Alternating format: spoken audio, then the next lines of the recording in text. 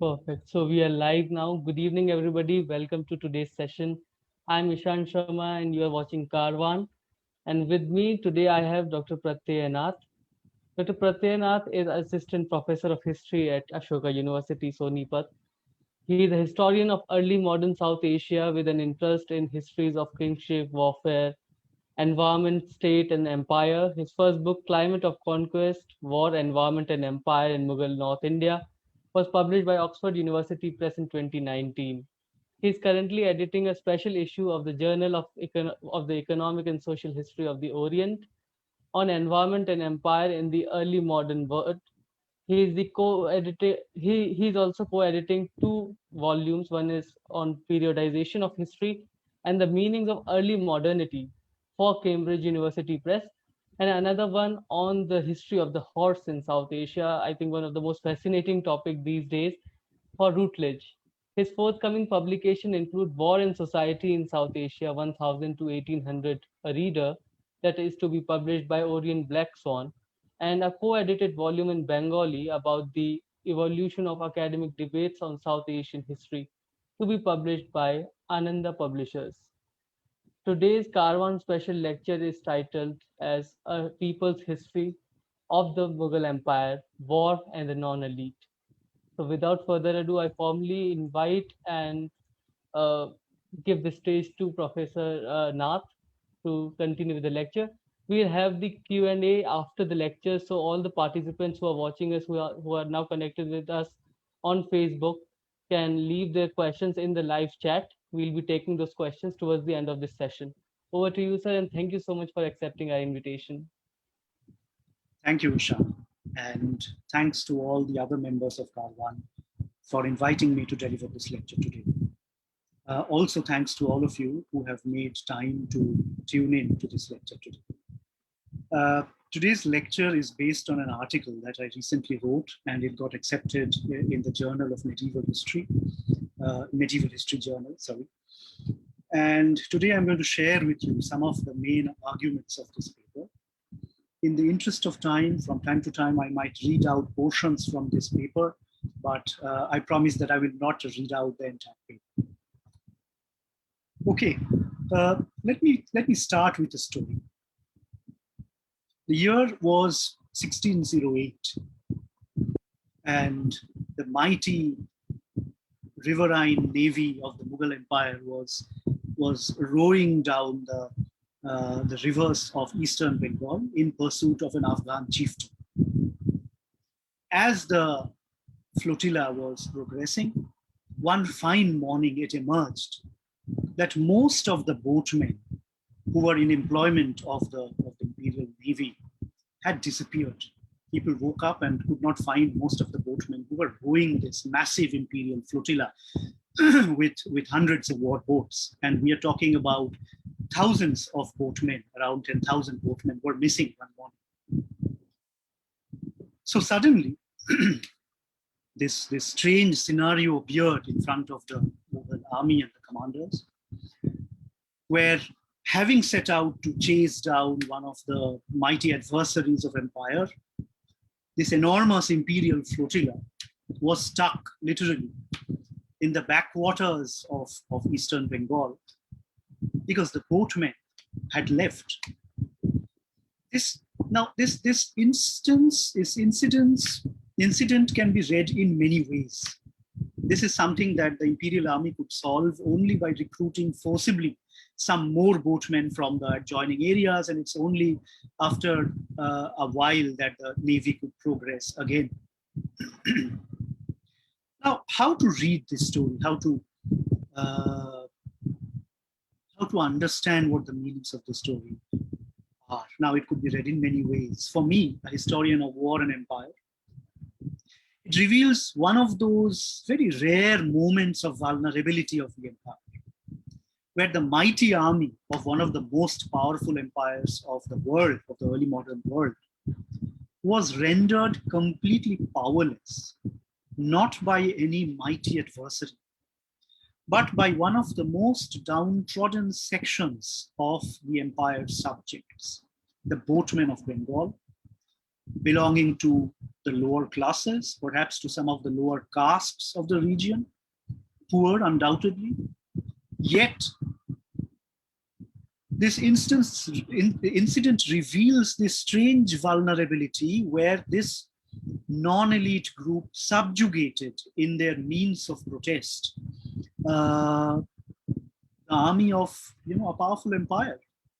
Of course, there was an inquiry, and the imperial officials found out that the wages of these boatmen had not been paid, and that's why these people had struck work and left. Now, this sort of an incident where the empire appears to be vulnerable and where its vulnerability has been incidented by a very low ranking community, if you look at the social hierarchy of the empire or of the society, this is a rare instance. Yet such instances happened.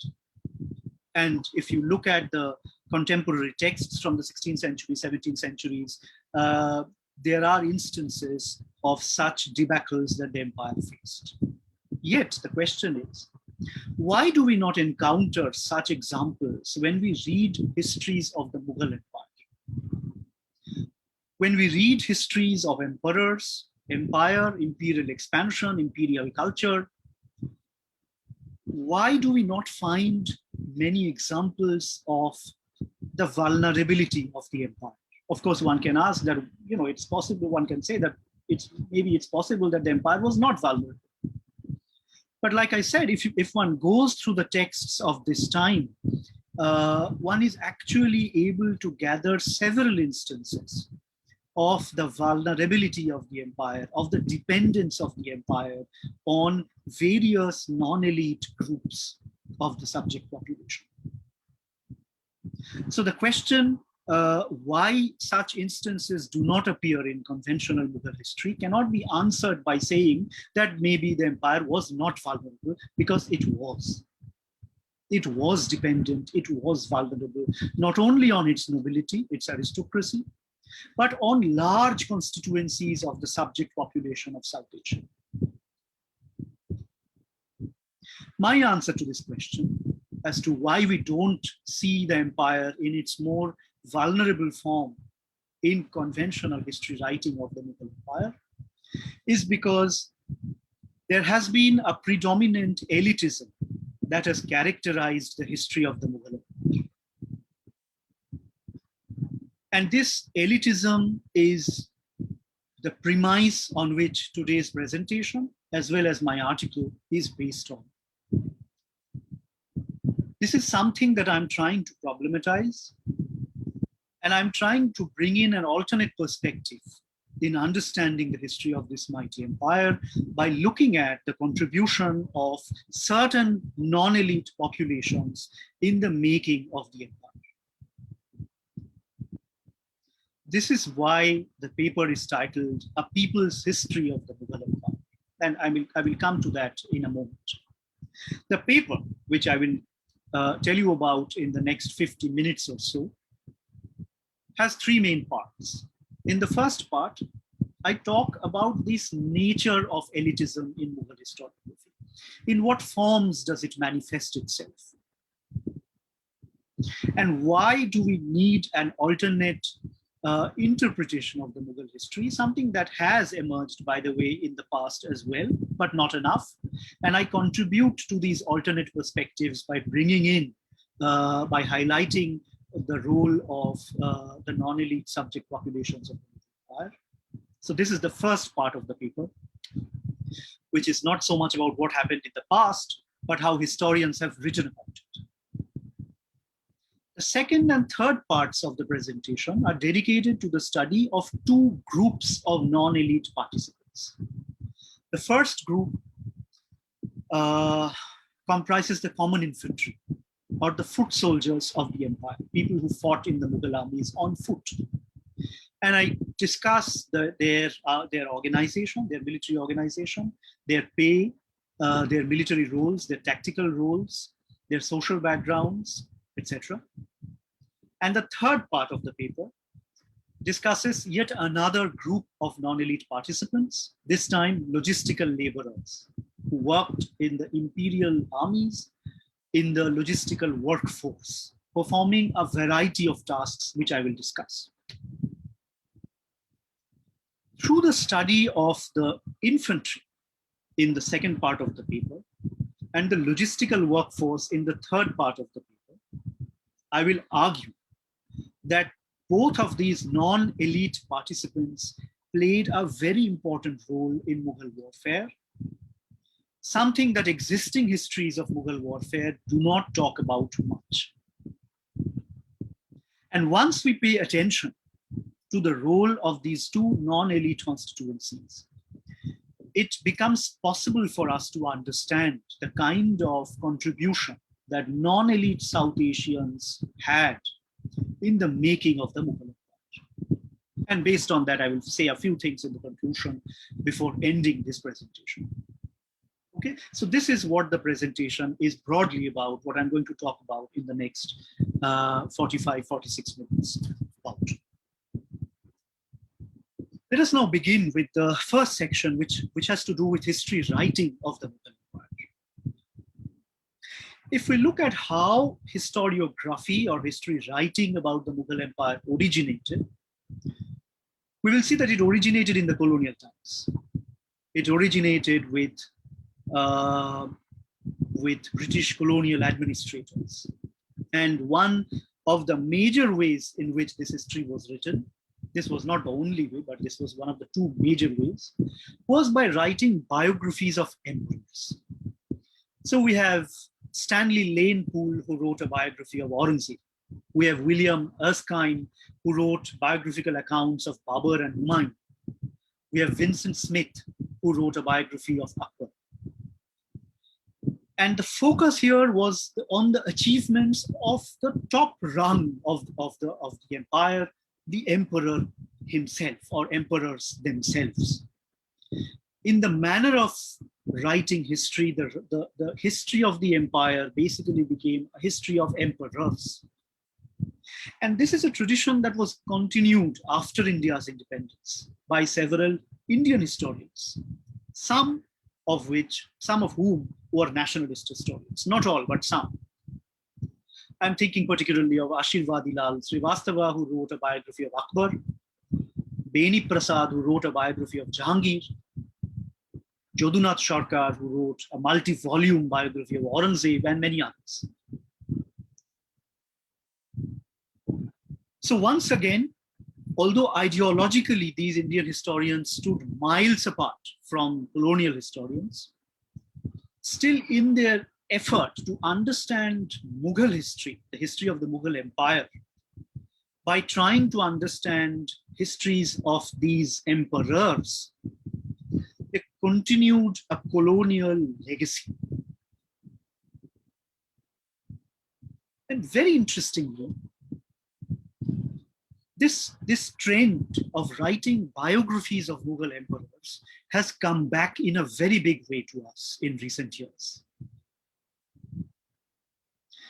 So we have Stephen Blake, who has written now 2 biographies of Babur. We have Andre Wink, who has written a biography of Akbar. We have Audrey Trushka, who has written a biography of Aurangzeb. We have Ruby Lal, who has written a biography of Noor Jahan. 2 biographies of Emperor Jahangir has come out recently, one by Som Prakash Verma, another by Lisa Balaban Lila, and yet another is forthcoming.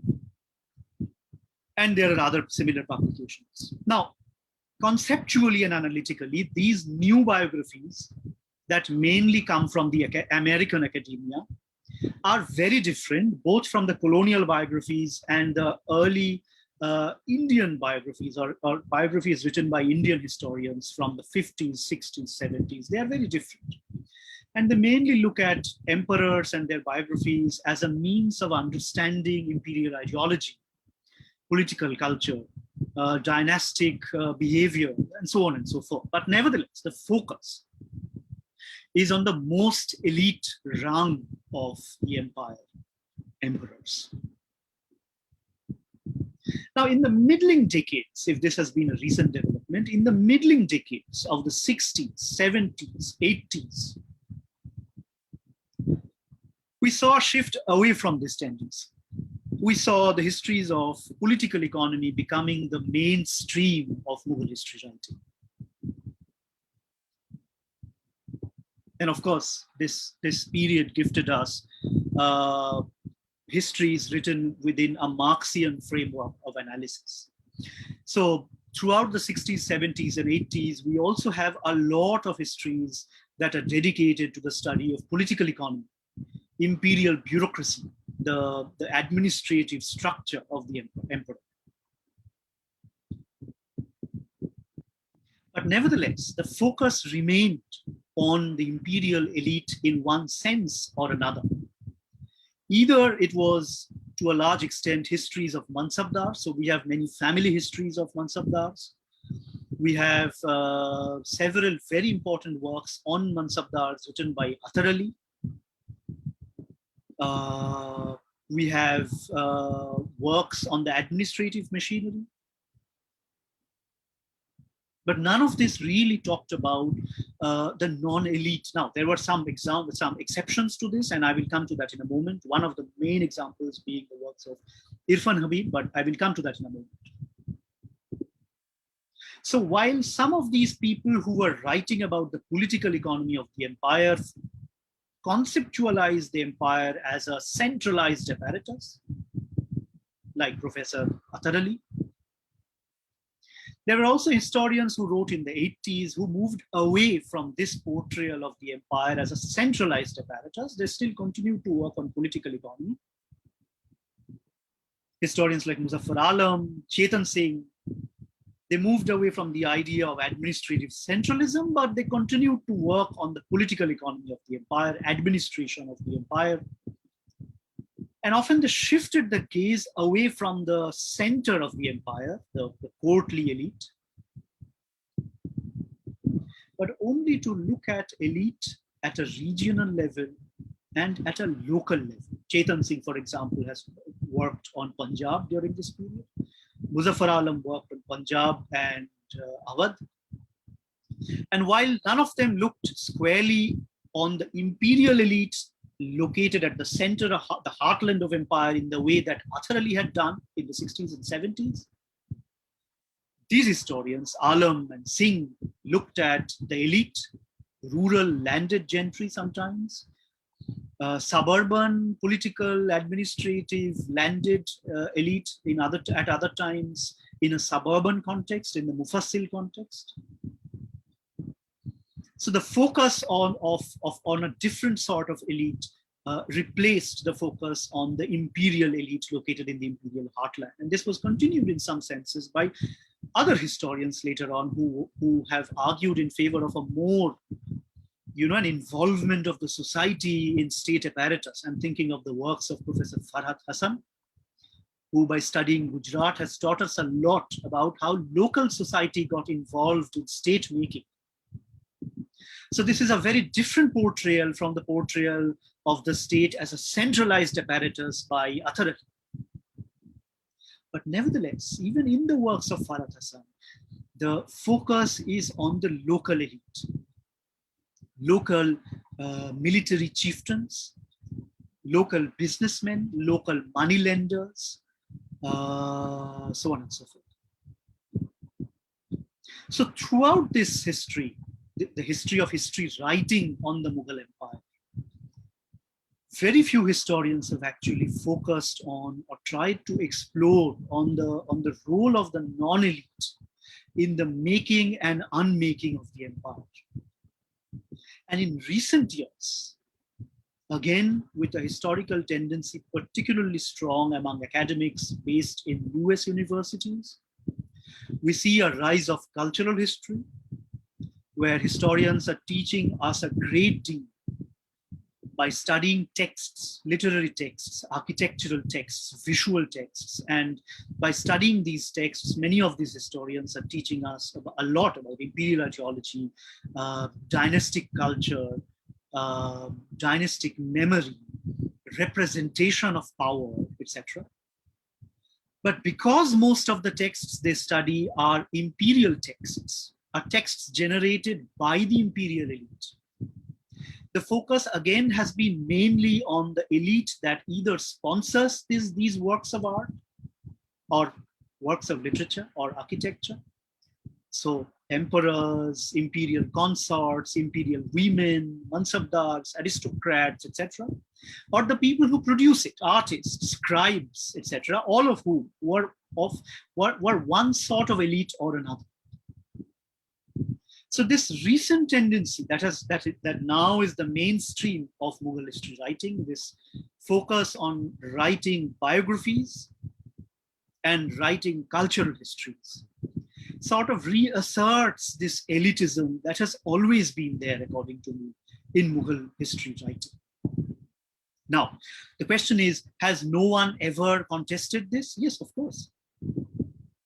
One of the most important work that has looked at the role of the non-elite is the landmark work of Professor Irfan Habib, who in 1963 taught us the role of angry peasants in demolishing a mighty empire, where he argued that the Mughal Empire oppressed the peasants of South Asia so much that in the second half of the 17th century and in the 18th century, they rebelled everywhere, bringing down the entire structure of the empire. And this is a major argument that focuses the limelight on the role of non-elite peasants and what they could do within such an analytical framework, what they could do to the unmaking of a mighty empire. More recently, Douglas Streusand, in his book, The Formation of the Mughal Empire, published in 1989, taught us about how the Mughal administrative mechanism, the revenue collection mechanism, was shaped by the fear of the Mughal Empire, of the armed peasantry that existed in North India, and how that led to the creation of the Jagirdari arrangement.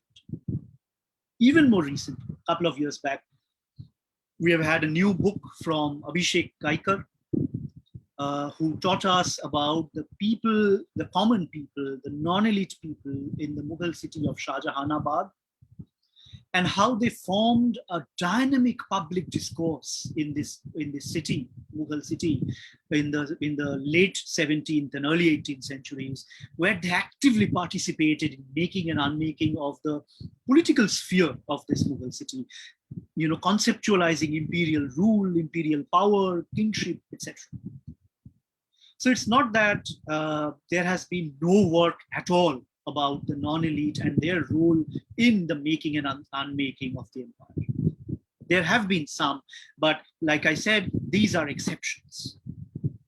And like everywhere, exceptions highlight the general tendency, which is that historians of the Mughal Empire are used to, or have been used to, studying the empire more as an elitist venture. Now, what is the reason for this? One definitely is the kind of sources that historians consult to write the history of the empire. Most of these sources, be it imperial chronicles or miniature paintings or the imperial architecture, were produced by the empire. Now, produced by the empire, funded by the empire, of course, it reveals the politics of imperial culture, the obsessions of the imperial elite, the anxieties of empire and the state. They tell us far more about the empire, the imperial elite, etc., than the people it ruled over. So to some extent, historians are captive of their sources. But not entirely, because as I'm going to show very briefly today, even by reading these same sources, it is possible to uncover certain instances that tell us about the role, the contribution of the non-elite in the rise and fall of the empire. So it's not entirely about the sources. I think it is more about a cultural attitude of the historians, and this is something that we need to analyze more in order to know more. So this is just a conjecture. I think it has to do with a cultural attitude of historians of the Mughal Empire, most of whom view the empire as an elite venture, as an elite project.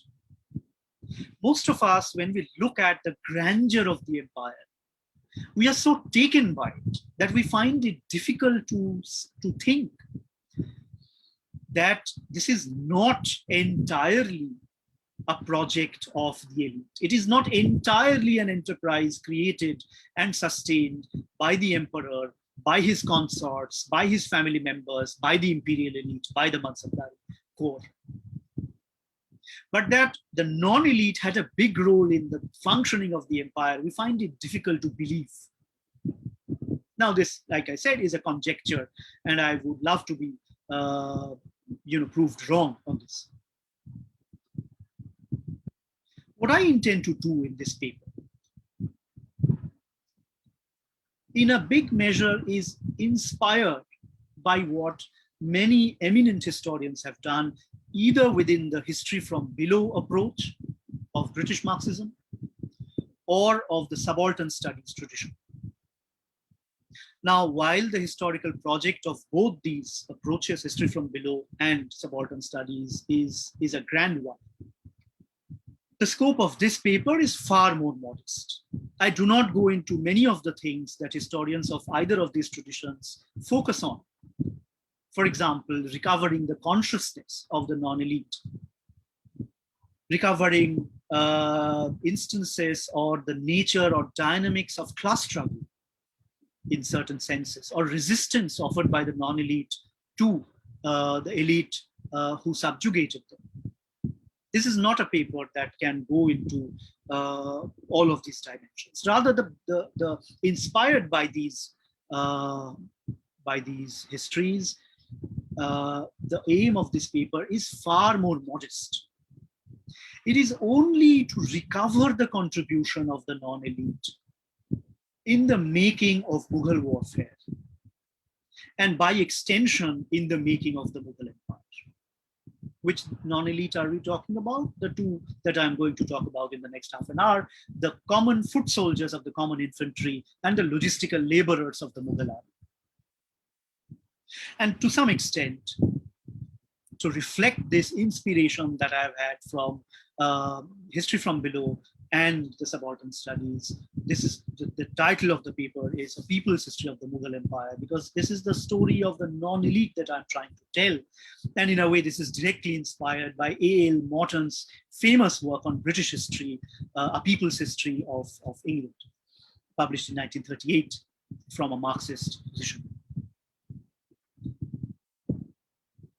So without further delay, let me now take you to the discussion of the two main groups that I'm going to talk about. And this brings me to the second part of the paper, the part on common infantry.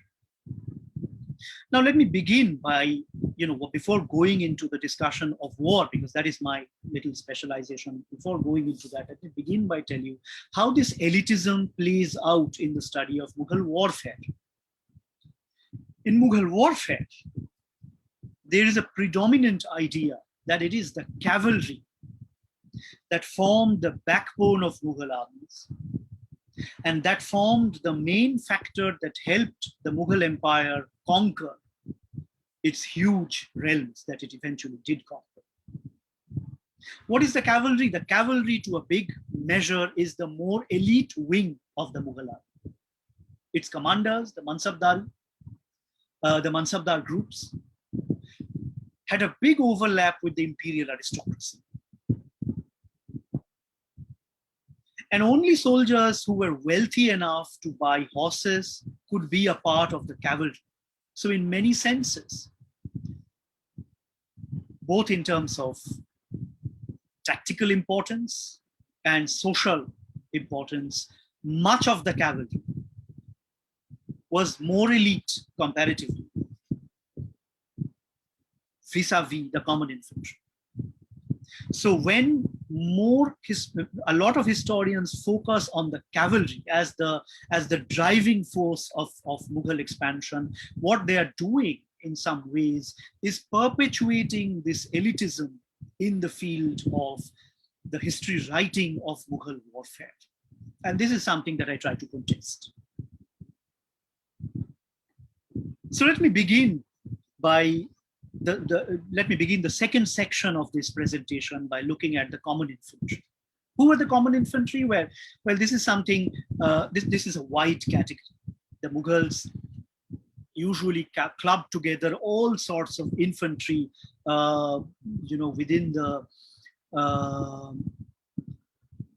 the common category of foot soldiers, which they call Peyadgan, and a variety of troops they used to conceptualize through this one category. You had guards who used to guard palaces on foot. You have wrestlers, you have soldiers, and a variety of other soldiers who fought on foot, including the huge numbers of infantrymen who served the Mughal armies. Now, how do we know that these infantrymen were important to Mughal warfare? Because that's the crux of my argument. I argue that the foot soldiers were important to Mughal warfare and hence important to the whole project of the Mughal Empire. Now, firstly, what becomes very clear by looking at the administrative compendium, Ain-e-Akbari, written by Abul Fazl at the close of the 16th century, is that in terms of the organization of the empire paid a lot of attention to the organization of this common infantry. So if one looks at the Ain-e-Akbari, it goes on and on about the different types of soldiers who were recruited as infantry. Abul Fazl says, for example, that thousands of Darbans served as palace guards. He says that their pay varied from 100 dams to 120 dams. And let me just read out a bit from my paper here. Their Mir Das, or the officials who headed certain groups of the contingents of the guards, they were divided into 5 classes with a pay of 120 dams, 130 dams, 140 dams, 160 dams, and 200 dams, respectively. Another group of palace guards called Khidmatiyas received 100 dams, 110 dams, 120 dams, 140 dams, 180 dams, and 200 dams each, depending on ranks, which of course the ranks themselves are based on expertise. Abul Fazl also mentions various types of gladiators, Shamsherbaz, the Yakhat, who fought only with one hand, some from the south who carried shields big enough to hide an entire horseman, some who used much smaller shields, the Banaids, who used long swords, the Bankulis, who used bent swords, and so on. Every 100 of them were under the command of a Sadi, or the commander of 100 people, who enjoyed the status of a commander. And there's a lot of details about how the administration organized this entire body of infantrymen, which was heterogeneous in terms of what they did, how much skill they had, what their wage was, etc. It was a variegated official document. It was a variegated infantry organization. Now, we don't know how much of this was actually implemented in reality, because the Ain-e-Akbari was not a descriptive text, but rather it was mainly a prescriptive text. It set out how things should have been, or how Akbar tried to implement things as. So we don't know how much of these regulations were actually implemented in reality. But nevertheless, what becomes clear from what Abul Fazl says is that whether or not these rules and regulations were actually implemented in actuality, this detailed normative structure that Abul Fazl lays down in the late 16th century indicates that the empire was serious about its infantry. And by the way, why this is important is because some historians, like the doyen of Mughal military historians, William Irvine, said in the early 20th century that the Mughals never really invested in the infantry, and it was just a rabble of people who got together and they were disorganized, and the main force was the cavalry. This was the major argument that he made in his book, which teaches us many other things in great details. So this picture that Ain-e-Akbari gives us is at odds with what Irvine suggested, that the infantry was a completely disorganized mess. Rather, the Akbari period and the attitudes of Akbar and his aristocracy towards the empire, as chronicled in the Ain-e-Akbari, gives us a very different picture. It tells us that the empire was serious in organizing, classifying, regulating the infantry into different groups, different classes. Now, one of the most important groups of infantrymen were the matchlock men, or the people who wielded a primitive sort of rifles that were called matchlocks. So if we have established by now, or tried to establish by now, that the officialdom was serious about the infantrymen in their organization, now we have to understand whether or not the infantrymen were important in actual battle. Because it could be that the empire was serious in the organization, but the infantrymen didn't really matter when it came to warfare. It was mainly the cavalry which carried the day everywhere, all the time. So next, what I go into doing is try to understand the role of the infantrymen, especially the matchlock men, in military campaigns. Now here, of course, you would recall that the thrust of military historians to a large extent has been the cavalry. I argue that this is because many military historians have either studied only battles, and in the battle, of course, the cavalry has a big role, but they have ignored other forms of warfare, like siege warfare or amphibious campaigns along the rivers. So this is something to be looked at. And secondly, often historians who suggest that cavalry was important in warfare suggest that not on the basis of studying military campaigns, but on the basis of the important role that cavalry had in the administrative life of the empire, in the cultural life of the empire, in the economic exploitation that the empire carried out on the subject population. The problem, however, is that just because a group was important economically, culturally, politically, does not mean that it was equally important militarily. Hence, what we need to do, what I try to do in my work, is explore actual military campaigns and study the role of different military participants there. What this leads to is an exploration of the matchlock men in the Mughal infantry, in the Mughal armies, in Mughal military campaigns. What role did they play? Well, in battles, especially in big battles, this is a tactic that the Ottomans invented, and Babur inherited it. Not inherited. Babur received it from the Ottoman Empire in the early 16th century, and this is something I've discussed in details in my book, but I don't have the time to go into in this lecture. This is a tactic that brought together several wings of the army. The cavalry, by the way, two types of cavalry, light cavalry and heavy cavalry, each with its own function. Field artillery, cannons, matchlock men, and a line of wagons which would be arranged along the front of the army, behind which the matchlock men would hide. This is a composite battle tactic. And in all the big battles of the Mughal Empire, not only under Babur, but also thereafter, we see Mughal armies to try and emulate this battle tactic. They did not succeed always. Sometimes battles had to be done in a rush, but wherever there was time, wherever there was a will, they tried to replicate this composite battle tactic. And matchlock men played a very important role within this battle tactic. Of course, the cavalry played a very important role. But matchlock men constantly aided the cavalry in waging the battle there. So even in battles, studying which some historians point out that cavalry reigned supreme in Mughal warfare, even in those battles, it was not cavalry alone, but cavalry in conjunction with matchlock men and field artillery that had an impact. And by the way, this is something that I'm not the first person to make this argument. This was made for the first time by Dr. Streisand in 1989.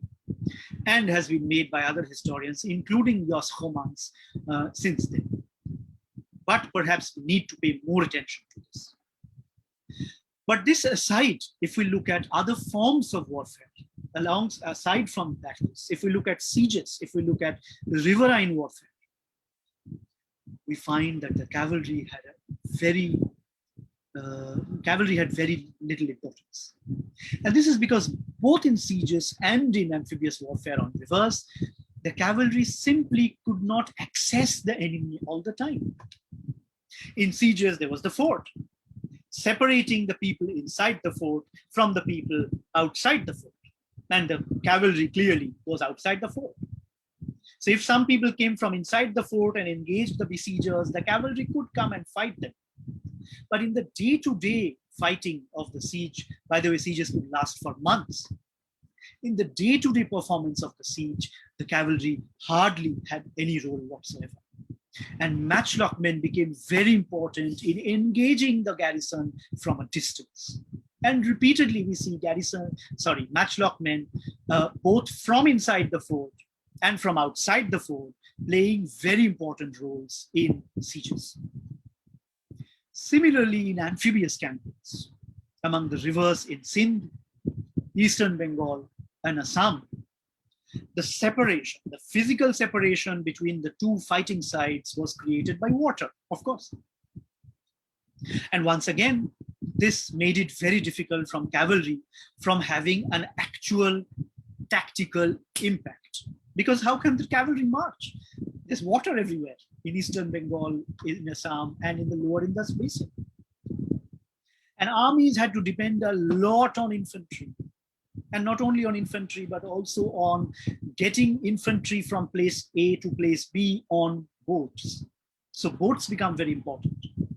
And this connects to the example, the story that I began my presentation with,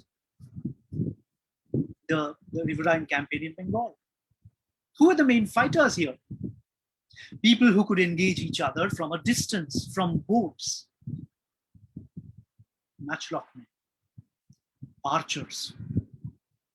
So we find all warring parties in Sindh, in Bengal, in Assam, deploying both archers and matchlock men in large numbers.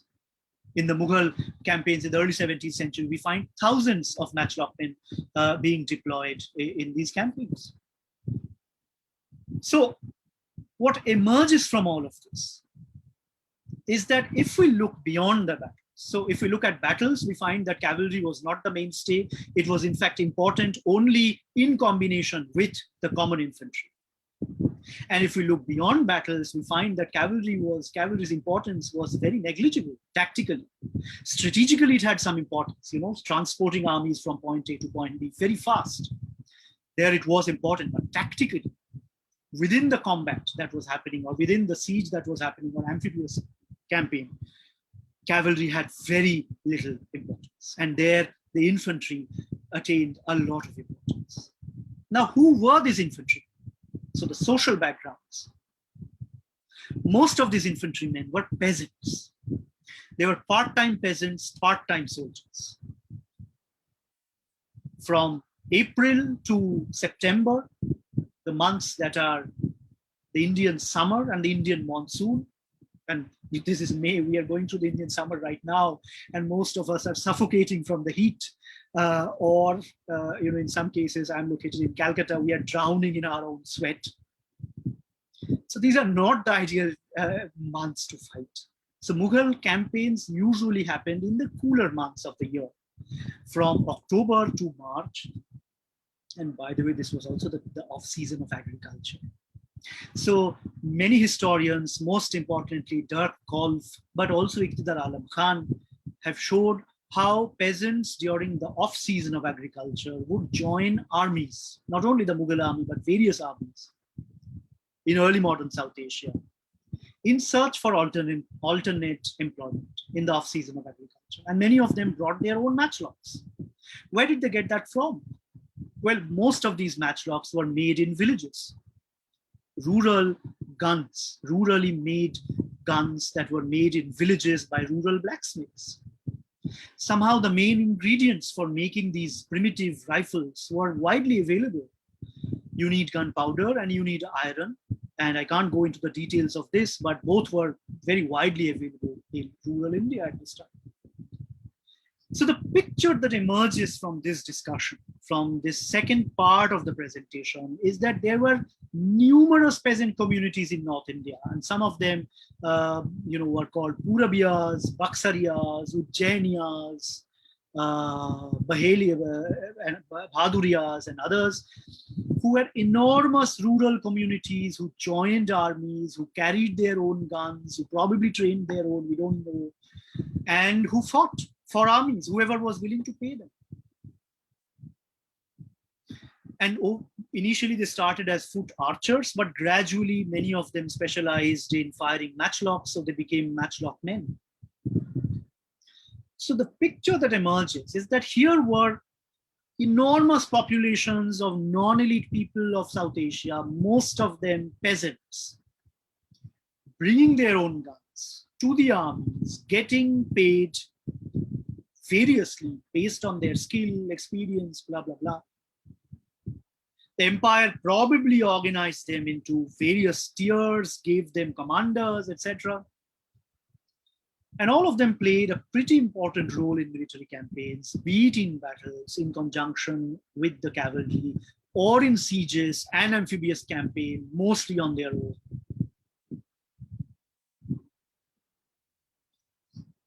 This is not a picture that we get familiar with if we remain focused only on the elite wing of the Mughal army, the cavalry.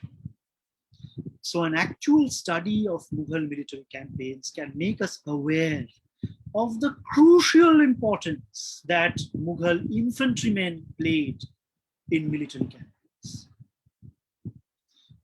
Which then brings me to the third and final part of my presentation, which is about the logistical laborers.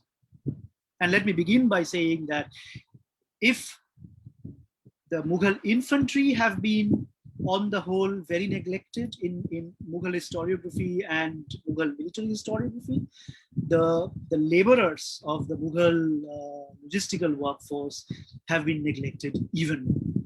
Hardly any historian have looked at the common laborers who toiled, who literally carried, in some cases, the Mughal war machine on their backs. This is something that I will briefly talk about in the next 10 minutes or so in my presentation. Now, if we look at the Mughal texts of this time, we find that this logistical workforce performed a variety of functions. First of all, wherever the Mughal army went, we don't find very well prepared highways. Highways did exist in some parts of South Asia, but in many cases, this was just rugged relief. And there were tentative roads on which the soldiers had to march on. So wherever the Mughal army went, you find these enormous groups of laborers who can be called pioneers. The main word that occurs in Persian documents is beldar or beldaran, which means people who wielded the shovel. And they are the pioneers. They are the people who would go in front of the army, leveling the road and preparing the ground for soldiers to march on. In some cases where there would be snowfall, like in Kashmir, like in Afghanistan, we have the Beldars removing snow from the road, because unless they did that, no army would be able to proceed. So often in cases during, for example, Akbar's invasion of Kashmir in 1586, well, Akbar not himself, but his commanders, or Shah Jahan's armies Shah Jahan sent to conquer Balkh Badakhshan in 1646, 1647. We have a lot of examples of pioneers, road builders, flattening the ground, removing the snow from the road, building a road for soldiers to march on. In many cases where there were forests, Assam, where you have a lot of forests even today, the Aravalli Hills, again surrounded by a lot of forests. and other places, woodcutters would have to go in front of the main army, cutting down trees, creating a path, creating a route for the main army to march. In sieges, which is the fight to conquer a fort, you have thousands of laborers, which contemporary documents mention, who were deployed to create a lot of infrastructure. In some cases, these were what is called a sabat in Persian, which is a sap.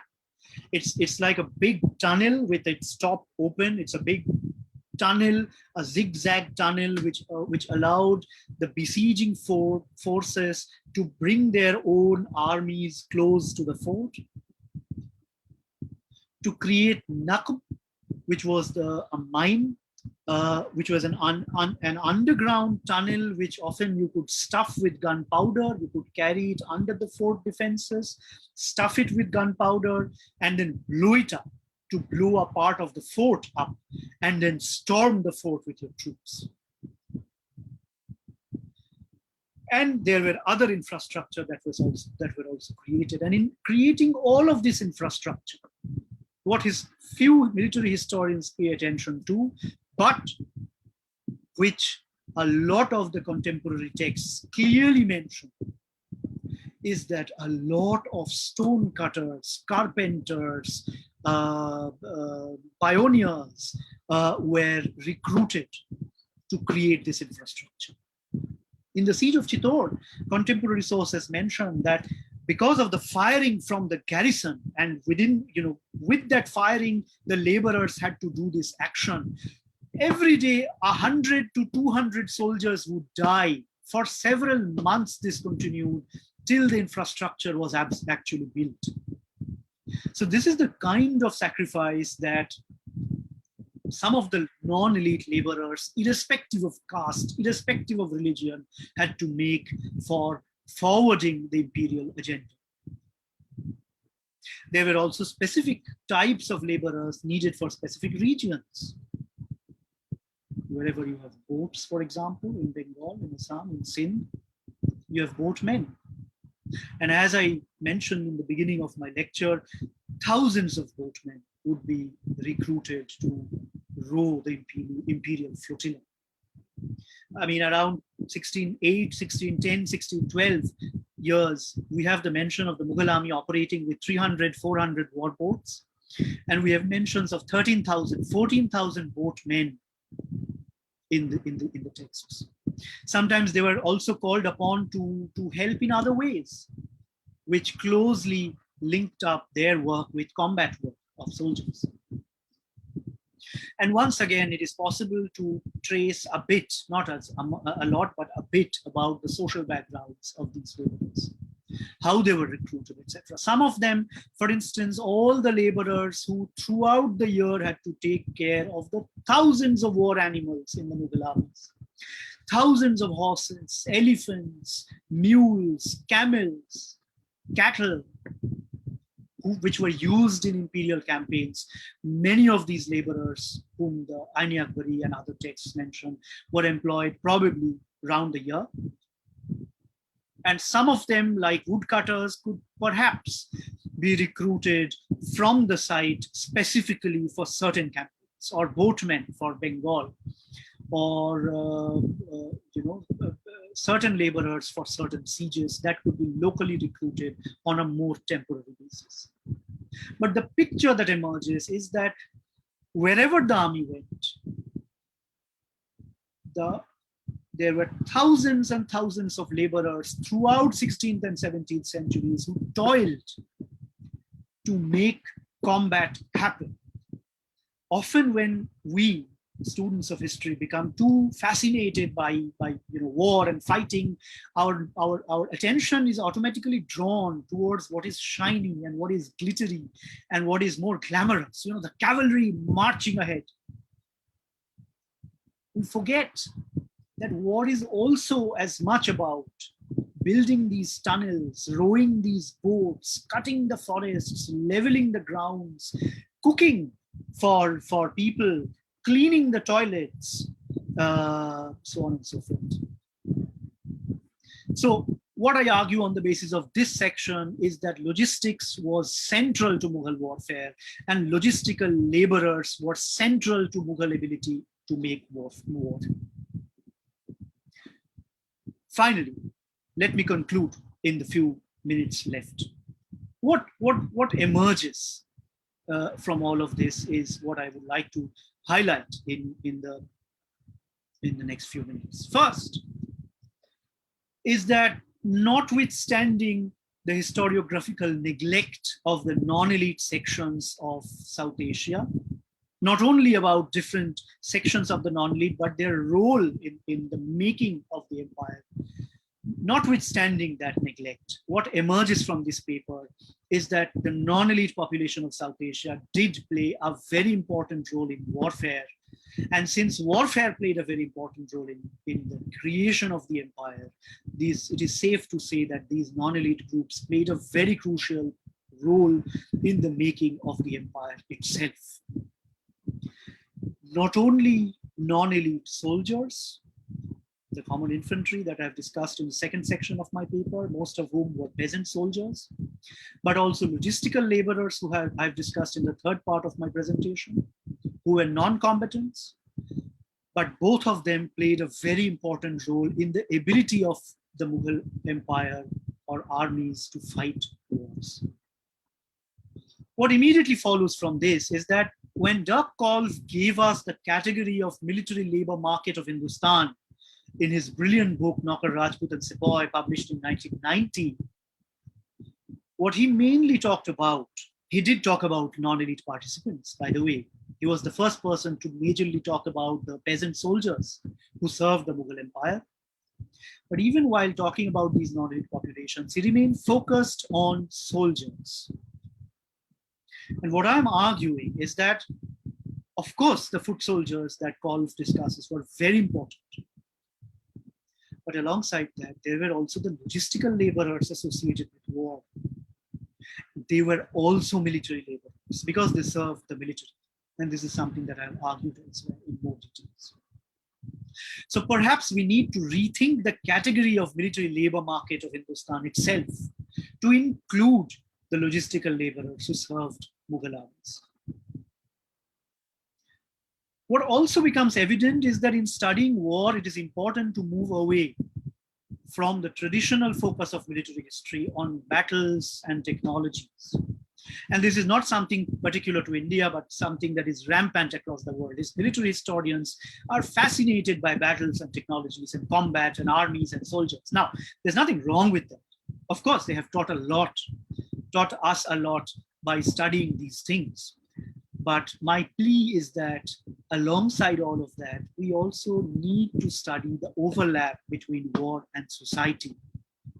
We need to adopt a social history approach for studying warfare. And that is something that I've tried here and elsewhere. And finally, coming back to the main argument of the paper, this is my submission. Notwithstanding the general elitism of Mughal historiography, which has portrayed the Mughal Empire largely, not entirely, but largely as an elite project produced by the efforts of the emperors, aristocrats, elite women, etc. And of course, all of that is very important. I would be a fool to say that none of that was important. Of course, that elite enterprise was very important. But what emerges from the study of these two non-elite groups, the peasant soldiers who served as the common infantry and the laborers who served in the Mughal logistical workforce, what becomes clear is that the non-elite populations of South Asia also had an enormous role in the making of the Mughal Empire. And in fact, a lot of historians have been discussing how broad-based Mughal empire building was, how it co-opted different constituencies of society, and this in the recent past has come up beautifully in the works of Professor Farhad Hassan, Munis Farooqi, and others. And I'm contributing to that argument by saying that the formation of the Mughal Empire was a hugely broad-based enterprise, where it was not something that a few elite came from outside South Asia and created here, but in fact, Mughal Empire building within South Asia was dependent on and a product of the active participation of very large numbers of South Asians, both elite and non-elite. And without thinking, without acknowledging the role of that non-elite population of South Asia, we would do an injustice to how broad-based this empire, the project of Mughal Empire really was. And to that effect, this small people's history of the Mughal Empire is my small way to attract your attention to the role of the non-elite in the project of Mughal Empire. Thank you very much. Thank you very much, Dr. Nath, for such an amazing lecture, and where you have unfolded for us a different dimension of the Mughal military history, I think, which is untouched, as you said, as of now, not much attended to.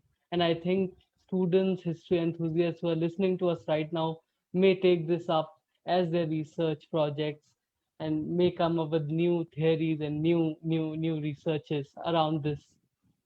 So we have many questions for you in the chat, and I'll read those out. This is from Sunil Kalai, and his question is: can you throw some light on the racial composition of the Mughal army?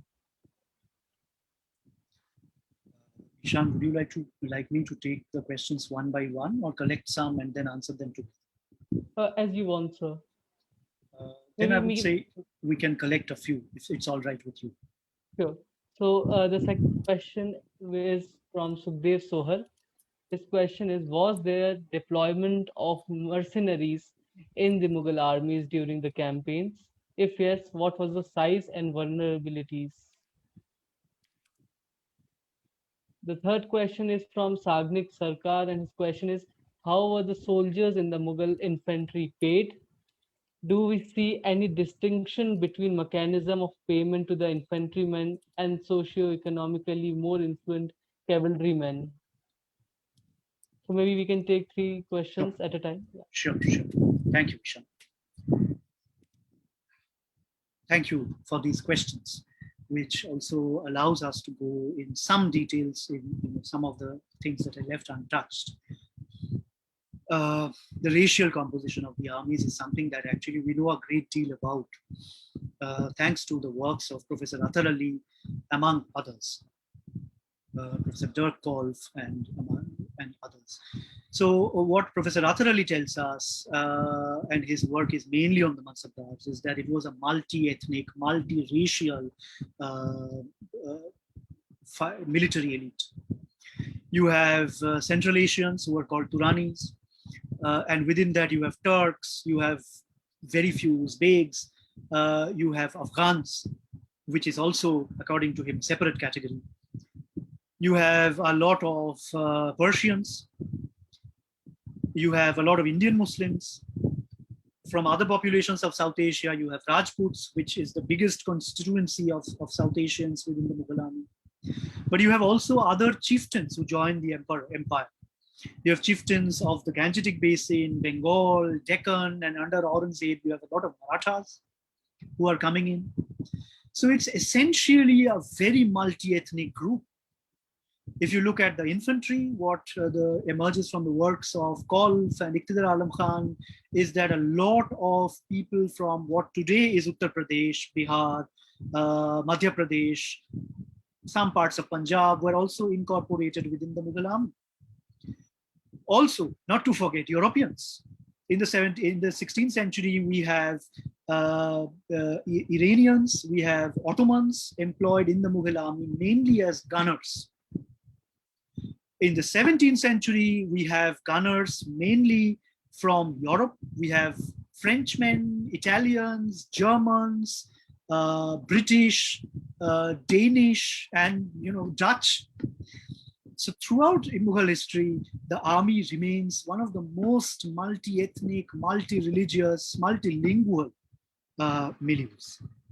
Next, mercenaries. Yes, a big part of the army was centrally organized.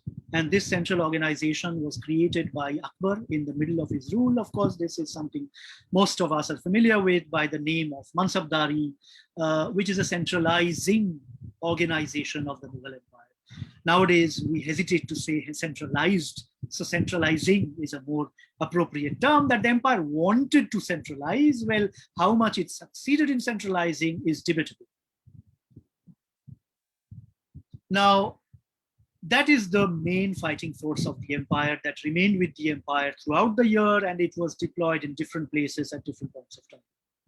But if by mercenary we understand soldiers who were independent of the state, who fought for the state but could also not fight for the state if they chose to, that is where the peasant soldiers come in. Because as Dirk Kolff has shown, Iqtidar Alam Khan and Douglas Troysand also have shown, is that a lot of these peasant soldiers served different empires. Often they served the opponents of the Mughal army. When Akbar was building his empire in the second half of the 16th century, these peasant soldiers were also employed in Gujarat, in the Gujarat Sultanate, in the Malwa Sultanate, in the Rajput states. So they were everywhere. And the Mughals didn't have a choice but to incorporate them, because they knew that if they did not incorporate them, somebody else will, and then they have to fight them. So for them, accepting these people as mercenaries, as periodic soldiers, became not a choice, but what Douglas Troysand shows is that it became a necessity. Which then brings us to the third question that has been asked about the payment. And yes, we do know reasonably well about the payments of these soldiers, not entirely, but reasonably well, especially from Aini Akbari, which gives us different ranks in which the foot soldiers were organized based on skill, etc. The matchlocks, for example, it's a very interesting case. The matchlocks had 5 main divisions, and within that, there were even more hierarchies based on skill and experience. And the payment varied. And for every 100 soldiers, you had a commander called Sadi. And we have the salaries of these commanders, we have the salaries of soldiers of each of these ranks. Now, what we do know is also that most of these people were paid in cash. Unlike most of the cavalry who were paid through the commanders in land assignments, revenue assignments, jagidar. But most of the infantrymen, because they were mercenaries, they were paid in cash. What we do not know is how far these regulations were followed in reality. What we also do not know entirely is what Abul Fazl tells us for the 16th century, how all of that changed in the 17th century. We don't know exactly. We have an idea from some sources about some of the stuff, but not entirely. Thank you. The next 3 questions are from Akash and Arjun and Mehru ma'am. And the first question is from Akash Chattopadhyay's question relates to the transition of Babur and the Timurids from their original Central Asian and later Afghani base to South Asia, considering the changes in circumstances, landscapes, and logistics. How might this process have impacted the cavalry infantry dynamic and their composition? The second question is from Arjun Abhishek Roy. His question is, did the Mughals had army quarters? What can we know about the lives of the soldiers outside the war? And the last question is quite interesting for people like me, but might be challenging for a historian. This is from Mehru Jafar ma'am. Do you think living historians, legends like Professor Wink and Professor Habib and others are aware of the neglect of mention of the role played by ordinary people in the making of the Mughal Empire?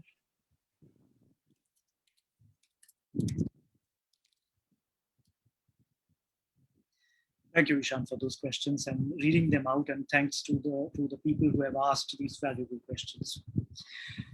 Okay, so the shift from Central Asia to South Asia is something that deeply interests me. And this is something that I have dealt with at length in my book, Climate of Conquest, where I have argued, and of course, because of paucity of time, I can only say what the main crux of the argument was there. What I've argued is that Professor Jos Homans has given us this wonderful category called post-nomadism. It's a condition of a nomadic dynasty or after it conquers a sedentary society. So, for example, the Mughals, who have a nomadic past and who came to rule a sedentary population in South Asia, Homans gave us this category called post-nomadism.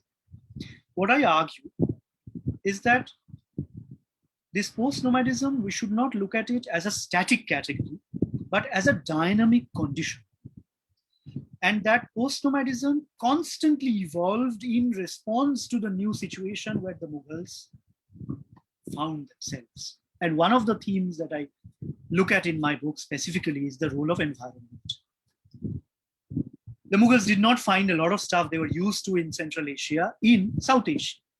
For instance, they did not find a lot of the cavalrymen who served as light cavalry or mounted archers. So what I have argued is that in course of Akbar's period, mounted archery that was mainly carried out in Babur's army by his Mongol cousins became marginalized. And by the time of Akbar's later period, it's mainly heavy cavalry on which the Mughals depended. Next, under Babur, the war elephants were absent. But gradually under Akbar, the Mughals learned how to fight with elephants. As they landed up in riverine areas, they learned how to fight with boats. So, in what I argue in the book is that very important shifts took place because of the geographical shift of the Mughals from Central Asia to South Asia. One of the main factors being environment, and there were many other factors, cultural factors, material factors, etc. And this is something very complex, and I'm sorry I could say only the main argument here. The second question is actually beyond my expertise, because I'm also trapped in some sense, by my linguistic expertise, which is mainly Persian, with which I study the history of the Mughal Empire. And in a sense, I am captive of the same captivity that I have argued that others have also been captive of. We are all captive. Some of us are captive or have been captive of these imperial texts that we study. And unless it's only when we step out of that captivity, and many historians today are looking at a lot of vernacular sources and are teaching us about how different non-imperial groups thought about the empire. Immediately, I can think of historians like Kumkum Chatterjee, Audrey Trushka, Cynthia Talbot, and many others. They are teaching us a great deal about it. But what I'm trying is that while remaining within my captivity of imperial sources, I'm trying to read some of these sources against the grain to try and understand the role of the non-elite. However, there are blind spots which I do not know about, and this is one of them. I do not know about the lives of the common soldiers beyond what the imperial texts tell me.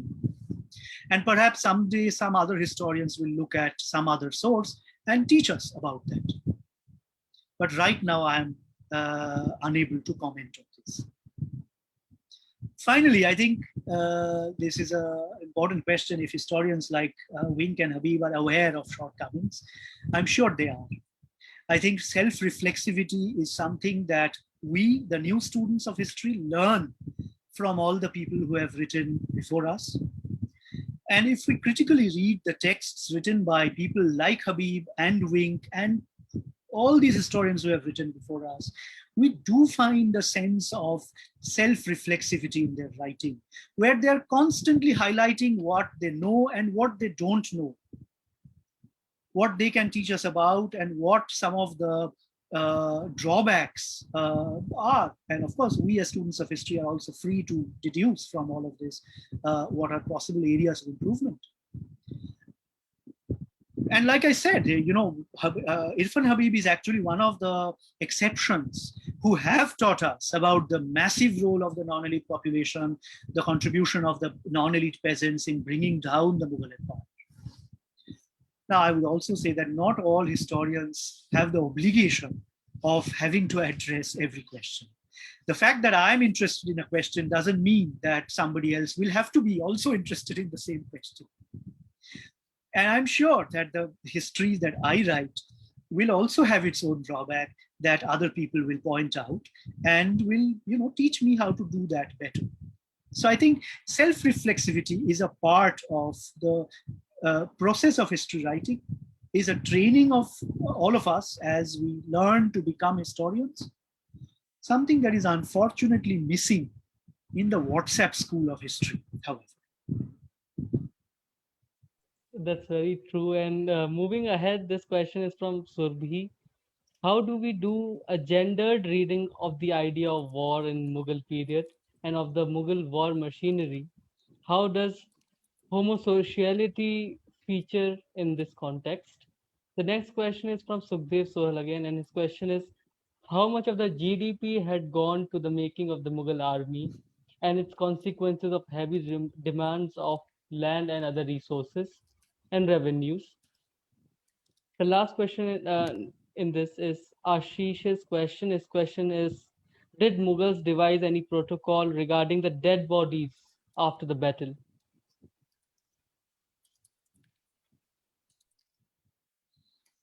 Thank you again for these questions, and thank you, Ishan, for reading them out. Again, a very valuable set of questions. Yes, the question about the gendered reading of war is, of course, something that begs to be addressed. Today, we cannot ignore this gendered dimension anymore. In fact, if we look at European history, in the last 10 years, two very important books have come out. One edited by Margaret Vining and Barton Hucker, which is about the role of women in warfare through the ages, mainly in European history. And another by John Lynn, too, which is mainly about the role of women in warfare in early modern Europe. Now, does it have to be the role of women? No, of course not. It can also be about gender norms. So Ali Anushaher, for example, has written a brilliant article some years back where he taught about how masculinity, royal masculinity, was defined in the early Mughal Empire for Babur, Humayun, Sher Shah, Kamran, these people, vis-a-vis their participation in warfare. So it doesn't have to be about the participation of women in war. It can also be about the gender roles and gender norms. And I agree, this is something absolutely valuable. And I accept that this is something that has been missing from my work till now. This has been a blind spot in my own work. But my ongoing work, which is about Akbar's military campaigns, I'm trying to build some arguments there about how the participation of Akbar in warfare, because Akbar was also somebody who actively led military campaigns during the first half of his rule, how that helped create the image of a warrior king. This is something I am writing currently. So I hope that this will be my way of contributing to something that direly needs to be explored. But there is a lot of work to be done in this area, also for future scholars who are interested in the history of war. But again, you see, these very interesting questions open up only when we move away from the conventional tendency of thinking about war through fighting and cavalry and technology and soldiers. But these are cultural ways of imagining the cultural meanings of warfare, the social overlaps of warfare. And that is something that I'm deeply interested in.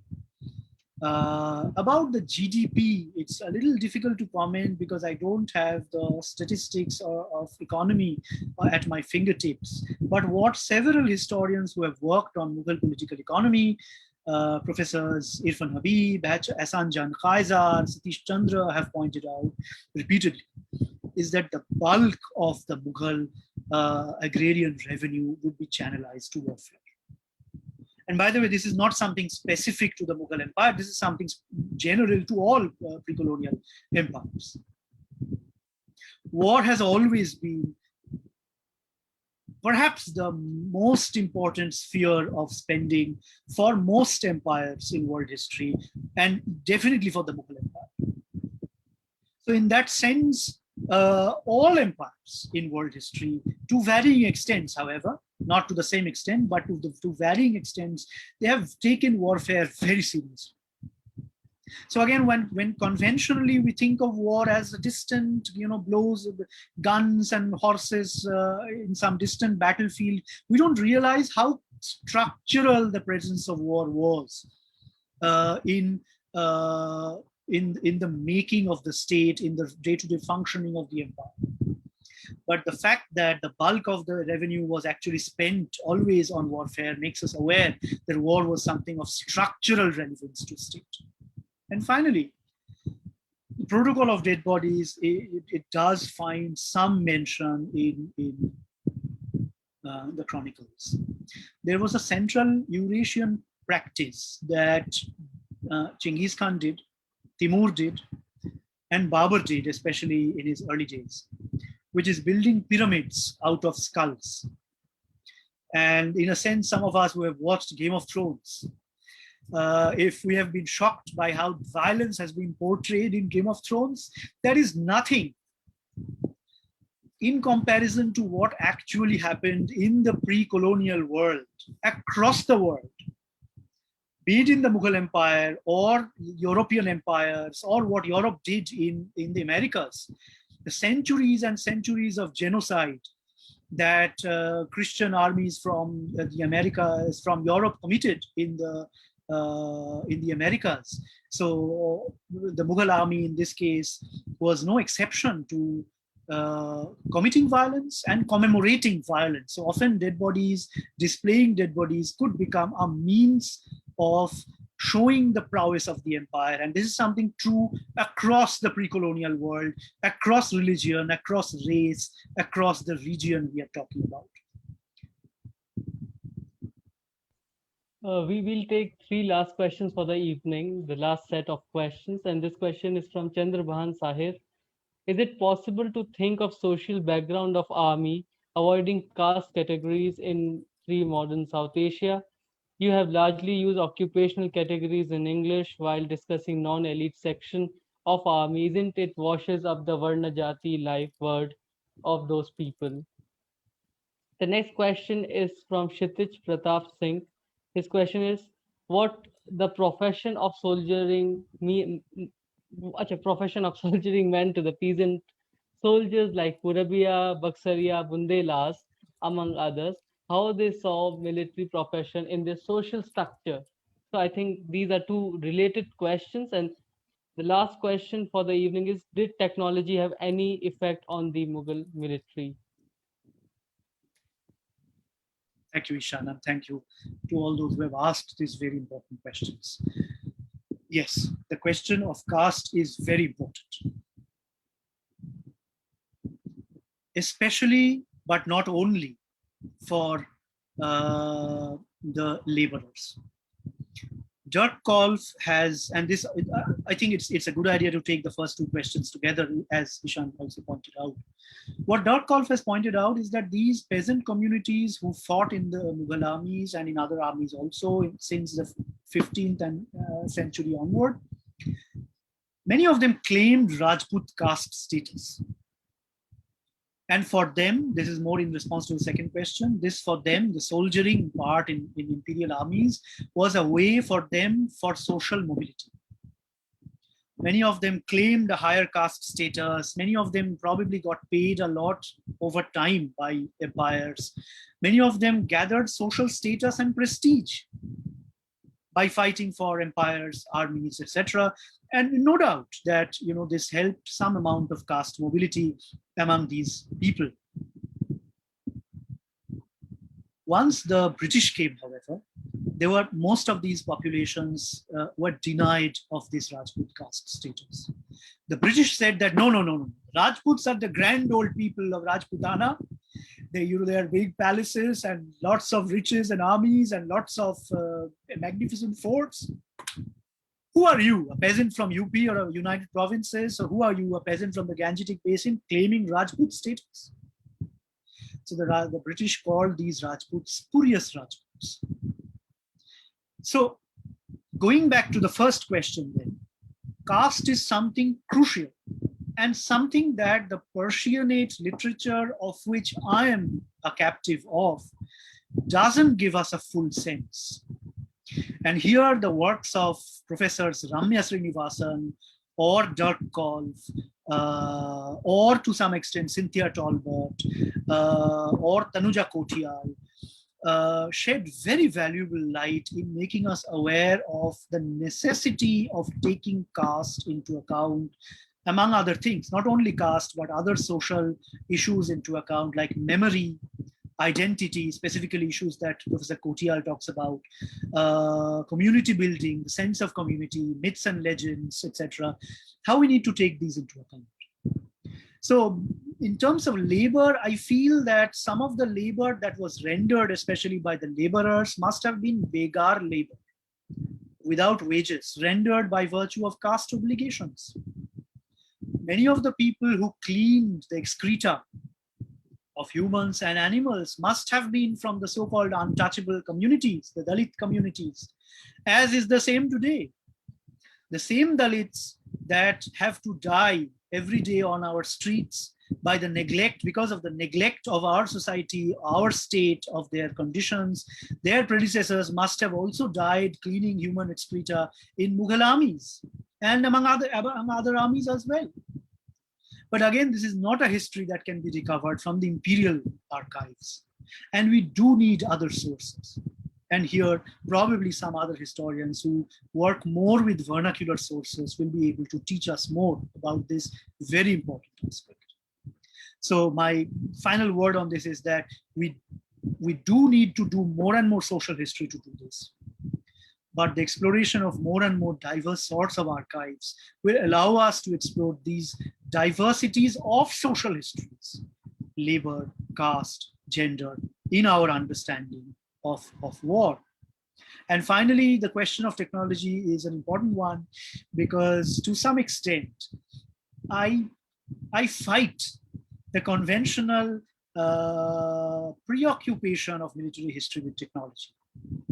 Well, for a lot of historians, war is equal to guns, war is equal to cannons. And I argue that all of this obsession really masks so many other things: war and gender, war and environment, war and representation, war and culture. So in focusing, in diversifying the study of warfare, I don't study technology at all, because that is something that so many historians have done so masterfully before me and will no doubt carry on doing so. But my way of contributing is by thinking about the various other domains. This is not to say that technology was not important, it was very important. But this is to say that technology cannot exist in vacuum, but the use of technology is shaped by other factors that we should think about, like finance, like culture, like resource, like logistics, etc. And that will inevitably bring us to the domain of war and society in studying of military history. Thank you. Thank you so much, Dr. Nath, for the lecture that you have presented. And you have given us new ideas on the military history of the Mughals. And I think, as you have pointed out, we will work on moving the convention from rigid military, quote unquote, military history to somewhat more social and cultural history of the war. And maybe we'll get to see many more books from you on this and many other scholars. Thank you so much, sir, for taking out time to deliver this lecture. And we were joined by more than 100 people on Facebook Live. So thank you so much, everybody who joined us live from Pakistan, from Fiji, and from India. And I would just like to say that it has been an absolute pleasure and privilege for me to present my work in front of all of you today. And many thanks to the organizers, and many thanks to each and every members of the audience. Thank you. thank you very much, sir. And we have posted the link of Climate of Conquest in the comments. And we also will post this in the description of our YouTube video. So don't forget to check it out. It is available on Amazon. Get the book, read it. If you have any question for Dr. Nath, please send it to karwanheritage@gmail.com. We'll surely send your questions to Dr. Nath, and he'll get back to you. Thank you so much, sir, and thank you so much, everybody. Have a great evening, and we'll be back again with another lecture on 26th with Ambassador TCA Raghavan. Thank you, and have a great evening. Thank you, everybody.